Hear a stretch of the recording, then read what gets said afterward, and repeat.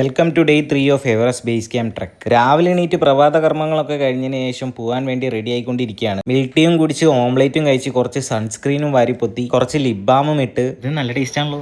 പുറത്തേക്ക് ഇറങ്ങി ജീപ്പിന്റെ അടുത്തേക്ക് നടന്നു. ഈ കാണുന്ന 2 ജീപ്പിലായിട്ടാണ് നമ്മൾ ട്രക്ക് ചെയ്യാൻ വേണ്ടിയുള്ള സ്ഥലത്തേക്ക് പോകുന്നത്. ജീപ്പിൽ സ്ഥലം കുറവായതുകൊണ്ട് ഹാഷിറും ഞാനും ബാക്കിൽ ലഗേജിന്റെ മുകളിലാണ് കയറിയിരുന്നത്. അങ്ങനെ കുറച്ച് ദൂരം മുന്നോട്ട് പോയപ്പോൾ അത് സംഭവിച്ചു. ഞങ്ങളെ പോലീസ് പിടിച്ചു. നേപ്പാളി പോലീസ് പറഞ്ഞ് ആകെ ഒരാൾക്കാണ് ലഗേജിന്റെ കൂടെ ഇരിക്കാനായിട്ട് സാധിക്കാൻ, 2 ആൾക്ക് പറ്റില്ല എന്ന്. അങ്ങനെ പിടിച്ച് ഫൈൻ ഇട്ട് ഞാൻ ജീപ്പിന്റെ ഉള്ളിലെത്തി. പീ ടൈം ആയ സമയത്ത് വണ്ടി നിർത്തിയപ്പോൾ ഡ്രൈവർ പറഞ്ഞ് ഇനി പോലീസ് ഒന്നും ഉണ്ടാവില്ല, ബാക്കിൽ കയറി ഇരുന്നോളാൻ. ബാക്കിൽ ഇതുപോലെ കിടന്നുകൊണ്ട് നല്ല കിടലൻ വ്യൂസ് ഒക്കെ കണ്ട് ഞങ്ങൾ ബിസ്ക്കറ്റ് ഒക്കെ കഴിച്ച് ഇങ്ങനെ പോയിക്കൊണ്ടിരിക്കുകയായിരുന്നു.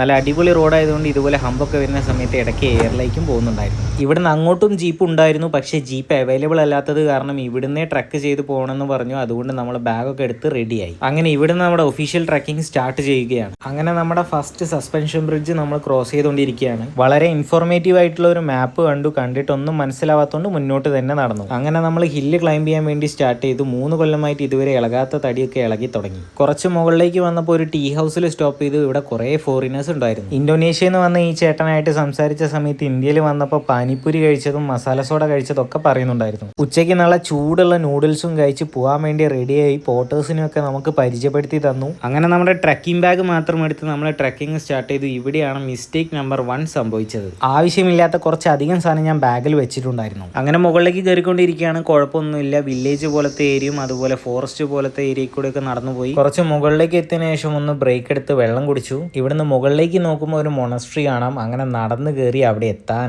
വീണ്ടും നടക്കാൻ തുടങ്ങി. വേ ടു ലുക്ല എന്നുള്ള ബോർഡ് കണ്ടു. അങ്ങനെ അത്യാവശ്യം കുറേ നടന്നതിന് ശേഷം ഈ കറക്കാനുള്ള സാധനങ്ങളൊക്കെ കറക്കി വീണ്ടും നടന്നതിന് ശേഷം നമ്മുടെ സെക്കൻഡ് സസ്പെൻഷൻ ബ്രിഡ്ജ് എത്തി. ക്രോസ് ചെയ്ത് കുറച്ച് മുന്നോട്ട് പോയപ്പം അടുത്ത ബ്രേക്ക് എടുത്ത് ബാക്കിയുള്ളവരെ വെയിറ്റ് ചെയ്തു. കുറച്ച് മുകളിലേക്ക് എത്തിയപ്പം വില്ലേജിലുള്ള കുട്ടികളെ കണ്ടു. നമസ്തേ.